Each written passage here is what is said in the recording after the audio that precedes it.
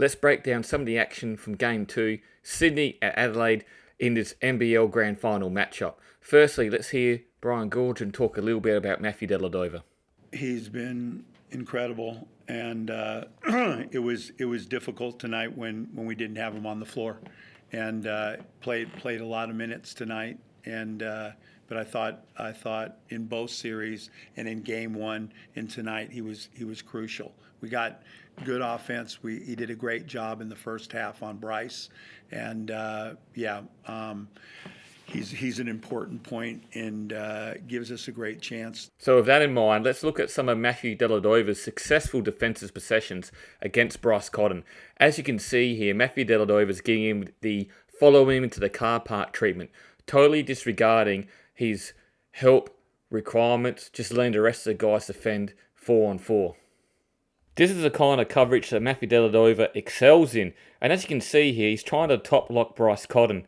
They go to an empty corner DHO action, and Dellavedova's able to get the hand in there and blow up the possession. Adelaide, of course, know that Sydney is going to try and top lock Cotton. That's hence why they've tried to also run an empty corner action in Game 1 on their first possession, where Matthew Dellavedova infamously hit Bryce Cotton in the head on his attempted back cut. Bryce is so good that he leads very little separation to get a good shot off. You can see in the South East Melbourne series, they put 2 on the ball in ball screen actions against Bryce, and then still tried to top lock him here, but he was able to get the separation and get his shot off. It's been harder with Sydney's length and physical defenders like Dellavedova. And here's another example of how elite Dellavedova is off the ball. Once again, we can see him hard denying and Cotton staying well above the 4-point line to let the other guys play 4-on-4.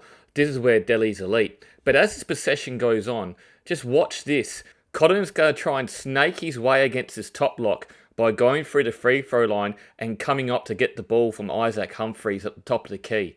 This is a very common counter, which is usually super effective, but Dellavedova manages to be connected to Bryce the whole time. It's like he's got a magnet in Bryce's hip, and somehow he manages to not only deny the original dribble handoff action and a back cut, but also the snake against the top lock. This is elite level defense where he's snuffed out 3 options at once. Get possession of the basketball. Dellavedova has turned his back on everyone else. Cheatham on the O-glass. Cooks again. Delly also made a concerted effort to go hard against Bryce at the other end of the floor, make him play some defense. We can see in this possession here, he's done what's called a bully drive, where you just flip your hips and back down your defender from the 3-point line. Already, but they get the O boards. Burgers in the first 2 minutes. The code word is snatch. Dellavedova muscles in on Cotton and straight away turns his back and mans him up. As we can see here as well, Dellavedova, once again, way above the 4-point line, about to deny a back cut and attack Cotton in semi-trans, creating a shot for Xavier Cooks.